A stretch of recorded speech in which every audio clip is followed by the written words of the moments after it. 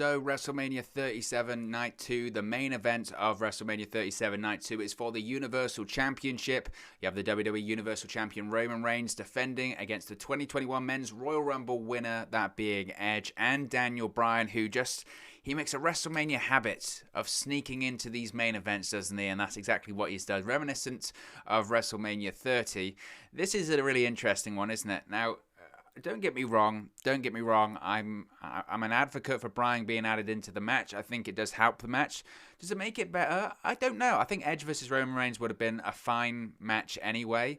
I think what this addition of Daniel Bryan being added to the match has done, though, is it's got more people talking about it. I think it's got more people talking about it, and it does make it feel slightly more unpredictable, which is what I prefer in a WrestleMania main event. I'm not a fan of those WrestleMania main events, and no disrespect to Roman Reigns, but those WrestleMania main events that Reigns has been involved in, and they're predictable because most of the time he's going to win. Whether it's WrestleMania 32 against Triple H, he was going to win that. When it's WrestleMania 33 against The Undertaker, he was going to win that.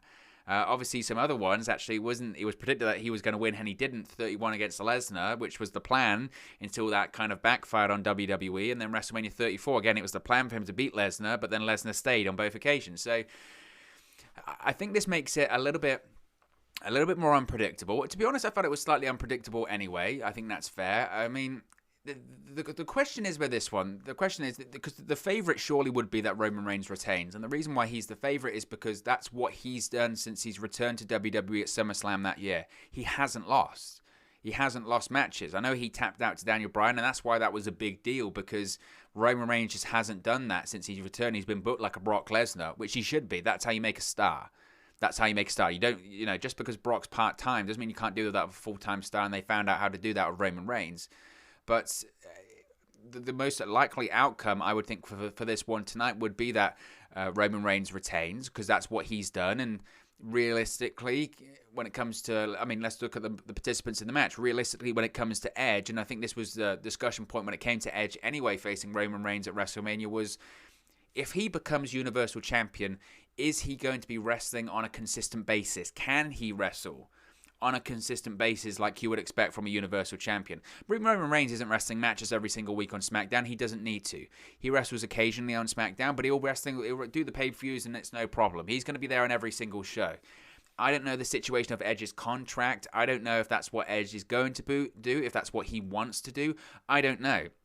Because when Edge returned last year in the Royal Rumble and then had the feud with Randy Orton, going into WrestleMania, then coming out of WrestleMania, the way that I had heard it and the reports when they came out was that Edge was on one of those sort of part-time deals. He was on the deal that he has a certain amount of dates per year. He has a certain amount of matches per year. I think it was something like 4 or maybe like 6 matches per year. And the rest of it was just appearances. But he kind of, like Lesnar, had a certain amount of appearances that he was booked for, and that's how they worked it out. Obviously, this year it feels very different because Edge has made several appearances. He's been on pretty much every single week of television since the Royal Rumble. He's been competing in numerous matches at the Royal Rumble, on Raw, on SmackDown, now at WrestleMania. He was at Fastlane as well. He's been making lots of appearances and he's had a couple of matches. So that has kind of placed the seed of doubt in my mind.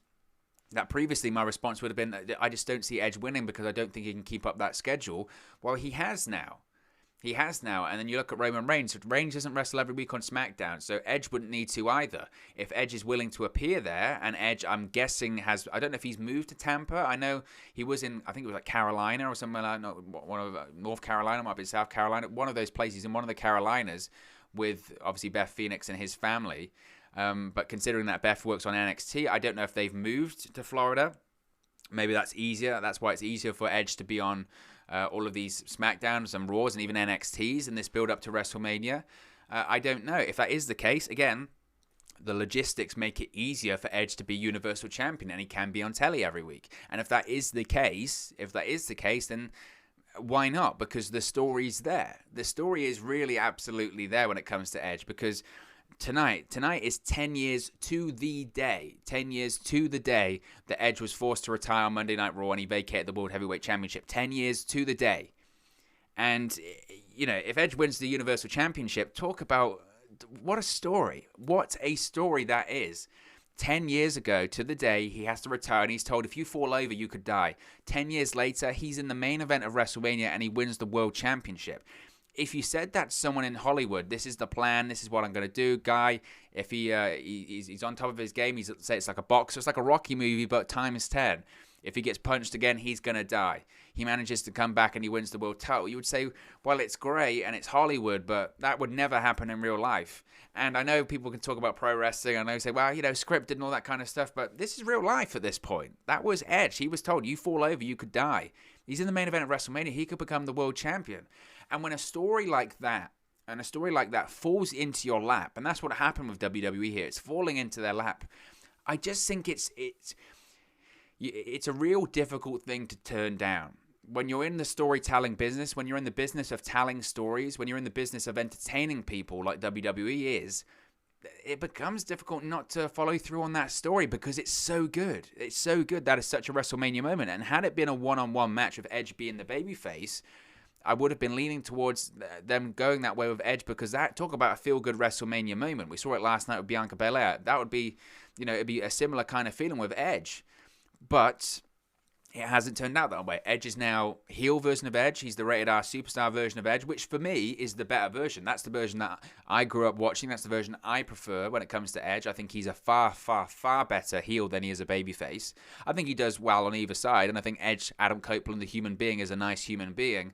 But the heel version of Edge is the better version of Edge. And we've seen that over the course of the last few weeks. Since Fastlane, when Edge kind of snapped and attacked Daniel Bryan and attacked Roman Reigns, the promos that Edge has been doing on SmackDown have been phenomenal. And they've had a bit of edge to them, a bit of, pun intended, a bit of bite to them, though. They felt a bit just more in his wheelhouse. They felt more in his wheelhouse, more entertaining, and just as a fan watching it, I've been far more gripped with the stuff he's done recently. So I think that's the right call. When it comes to Daniel Bryan being added into the match as well, there had been the rumors that Edge, there was concern about Edge's look, and that Vince McMahon had the perception that he looked old, and Edge looked old, and could he be a credible challenger for Roman Reigns if he was this old, frail man?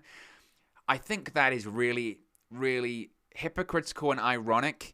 Look at Edge in that picture there, because that Edge there doesn't look like the current Edge right now, because the Edge in that picture there, you can see on the screen, has the grey beard and the flecks of grey in his hair because he's in his 40s. And Vince McMahon doesn't like that. Vince McMahon doesn't like that. Since then, Edge has dyed his beard. I think he's dyed his hair as well. And does it make him look younger? I don't know. I don't know if it's necessarily a great dye job or anything like that. I really don't know if it's needed. Vince McMahon is just very offended by sort of grey hair. It was the same with The Undertaker. The Undertaker's been dyeing his hair when he's been on WWE television since at least the mid-2000s. The mid-2000s, The Undertaker had to dye his hair, and Vince McMahon hated it. Whenever The Undertaker would show up and he would have flecks of white in his hair, and that's why he would have the real dark hair all the time, because Vince McMahon hates it. And again, I just find that ironic. I find it ironic that Vince McMahon maybe decided to change the entire WrestleMania main event because Edge looks old when, you don't have a problem putting the title on Goldberg. He looks pretty old. He's got a grey goatee, even though in every single graphic they try and Photoshop it to be brown when we know it's not brown anymore. And when it comes to, like I said, The Undertaker worked on top for years. And don't get me wrong, I understand he's The Undertaker, but especially towards the end of his career and at certain points in the year, the guy looked old because he was old. You can't erase time. And everyone knows how old Edge is. Everyone knows that Edge is in his mid-40s. I mean, if you've been watching WWE long enough, you remember him from 10, 15 years ago, so you would do the maths pretty quickly. It's not apparent that he's old. And I say old, he's in his 40s. So there's plenty of people. Bobby Lashley's in his 40s. He doesn't look like he's in his 40s, but he's the same. I think Edge is only 2 years older than Lashley. So the idea that Vince McMahon would change the WrestleMania main event, Edge looks old and all that kind of stuff. Edge looks in the best shape of his career. And physically, he's in great shape. He's in, the best shape he's ever been in.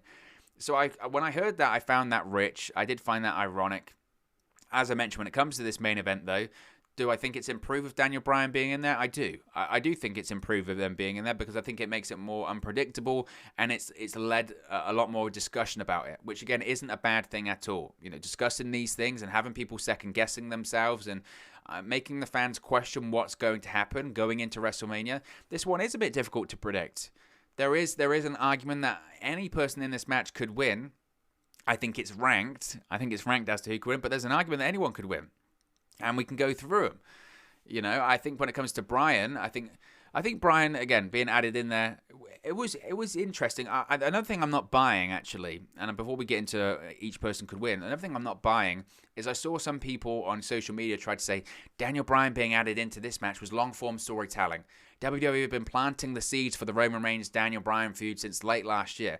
They'd been teasing several times a Roman Reigns-Daniel Bryan feud because they had plans to do it at all of these different pay-per-views. They had plans to do Roman Reigns versus Daniel Bryan at TLC. They went with Kevin Owens instead because they said we're going to do Roman Reigns versus Daniel Bryan at the Royal Rumble. The Roman Reigns-Kevin Owens feud got over so much they decided to add it onto the Rumble. Keep it going, go with what's working.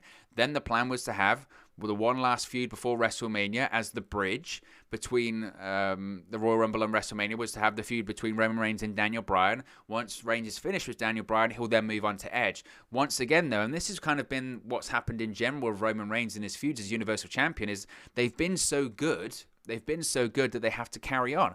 Jey Uso, that was meant to be a one pay-per-view feud. It worked so well, they had to carry it on. Kevin Owens, that was meant to be a one pay-per-view feud. It was so good, they had to carry it on. Daniel Bryan, that was meant to be a one pay-per-view feud, so they carried it on. And when you keep doing that, eventually stuff has to get added together. And that's how we've got to this WrestleMania main event. That's exactly how we've gotten there.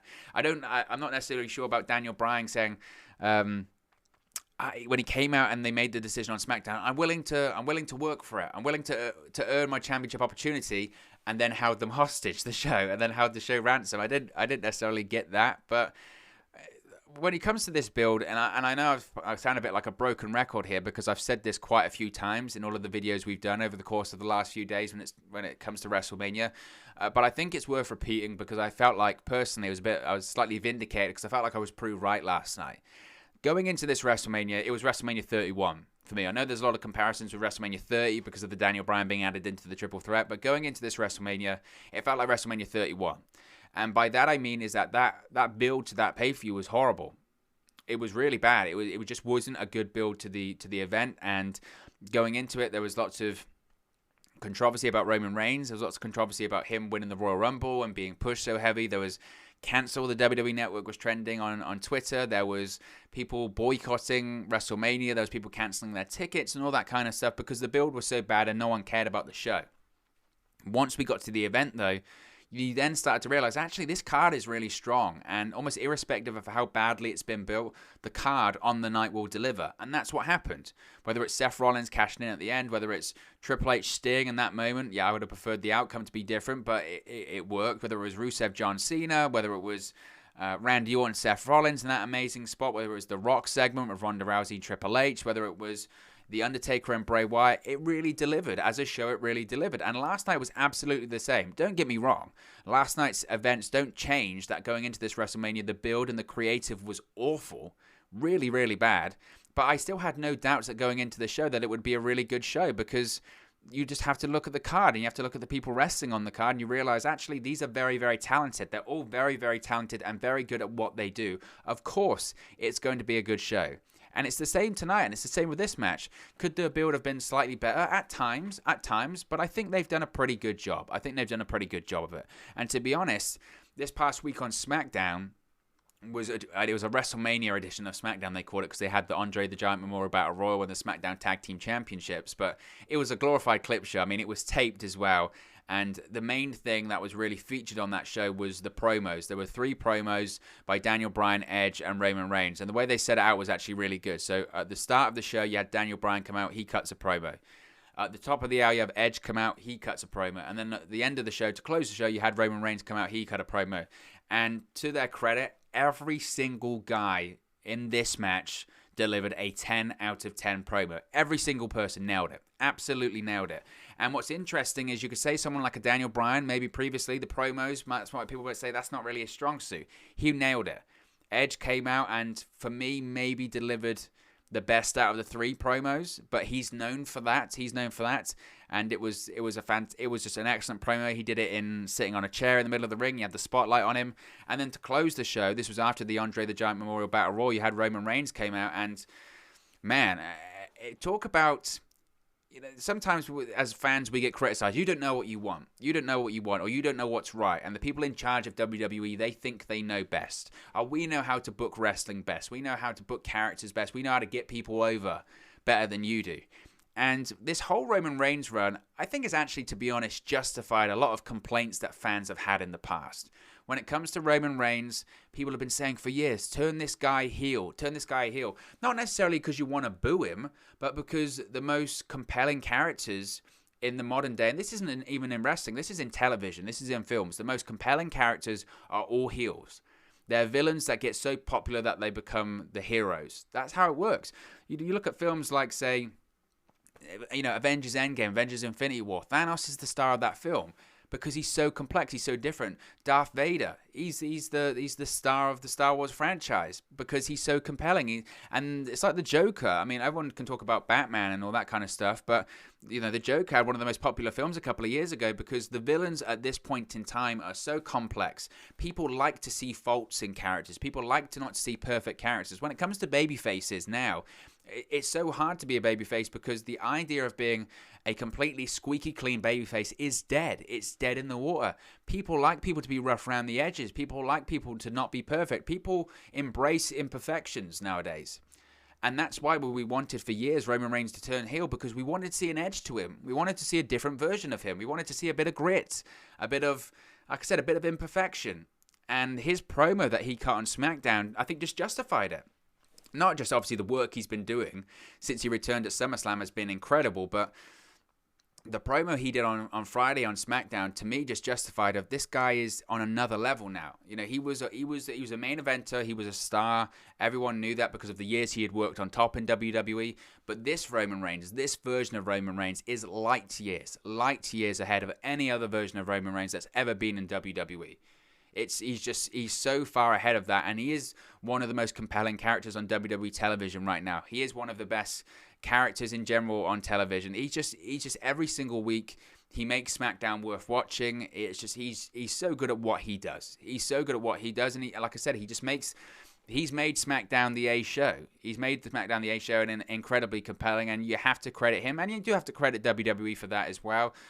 We hear a lot that there's a lot of Paul Heyman involved in that. It's a lot of Michael Hayes. Obviously, Vince McMahon signs off on it as well. So you have to credit everyone because they've done fantastic work with that character. It's been second to none. It's been absolutely superb. It really has. So when it comes to this one, I mentioned we're going to go through the pros and cons, if you will, of winning this one, and maybe the likelihood. Roman Reigns winning this one, again, I think that's the most likely because that's just what he's been doing since he returned.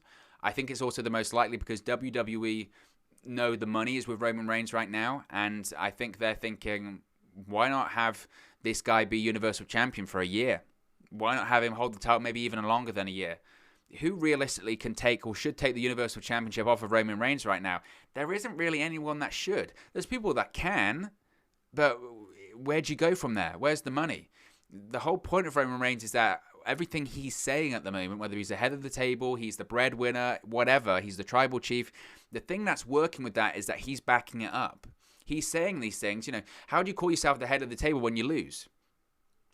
Suddenly you don't become all that believable. When you win and you back it up and you back it up, you then become very believable. And I wouldn't be surprised if, say, this time next year, Roman Reigns is still Universal Champion. I believe that.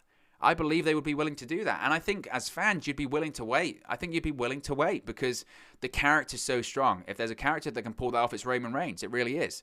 Now, when it comes to Edge, again, the thing that makes me think Edge could win is the anniversary element. 10 years to the day that he retired, that's a hell of a story. It's a hell of a story to ignore, and it's a hell of a story not to follow through on. And WWE must be tempted. They must be tempted by that. I think the reason that might stop that might just be logistics. Can Edge do the World Championship run for a prolonged period of time? No. Can he do it for a month? Maybe. And it might be a case of he wins it and then drops it at Money in the Bank. We could see something like that. I would like to see a scenario maybe by Edge was the first ever Money in the Bank winner, right? What if Edge loses tonight, then he wins at Money in the Bank, and then he's got a championship opportunity for a year? That's another good way of doing it, and I would be interested in seeing that. So I think maybe Reigns and Edge are the most likely people to win it, probably leaning on Edge. When it comes to Daniel Bryan, I wouldn't rule him out because I think the thing that they has going for him is that he's the babyface in the match. Reigns is obviously a heel. Edge is, at this point, I think, a heel. And given the fact it's WrestleMania, given the fact that live fans are in attendance for the first time in over 12 months, and we saw last night that they like, and this is tradition anyway, they like to end WrestleMania on a positive note. They like to end WrestleMania on a note where the babyface either has won the championship or retained the championship and is posing to the crowd. They like to do that. So I could see a scenario where they want to do that with Daniel Bryan. Would it feel like they're trying to replicate WrestleMania 30? Yes, and that maybe is the reason why they don't want to do it, but it could be a good feel-good moment. I don't know. I think it's unlikely. I think the only thing, like I said, that they has going for him, that reason it could happen, is that it would be a feel-good moment, but then so would Edge. Edge would be a feel-good moment. Even Roman Reigns, even though he's the heel, be a feel-good moment. So if I had to predict, if I had to put my neck out on the line, I would probably say Roman Reigns, but I don't think it's as cut and dry. I do think there's certainly a lot of possibilities in this one. But of course, as always, it's just one man's opinion. What are your thoughts on the Universal Championship match tonight at WrestleMania 37 at night 2? Let me know your thoughts in the comment section below. I'll do my best to respond and reply to all of your comments. Really enjoy interacting with you guys, talking about WWE, AEW, Impact Wrestling, New Japan Pro Wrestling, all things pro wrestling here on the channel. So be sure to get involved in the community. Drop a comment below. All opinions are welcome. If you have enjoyed this video, please do smash a like on the like button too. Really does help us out here on YouTube. Go up the rankings and get into people's recommendation feeds if they haven't seen our videos previously. But most importantly, if you haven't already, please do subscribe to Wrestling News 365. You could do that by clicking the bottom right-hand corner of the screen right now. Or if you wait a few seconds, there'll be a subscribe button at the end of this video, along with another video for you to watch. Thank you very much for watching, listening, streaming, or however you come across this video today. And I'll speak to you again very, very soon. Hey guys, thank you for watching, listening, streaming, or however you come across this video today. Be sure to click on the video on the right there to watch our next video, or click the bottom there to subscribe, or the bottom right hand corner. Thank you very much, and I'll speak to you again very soon.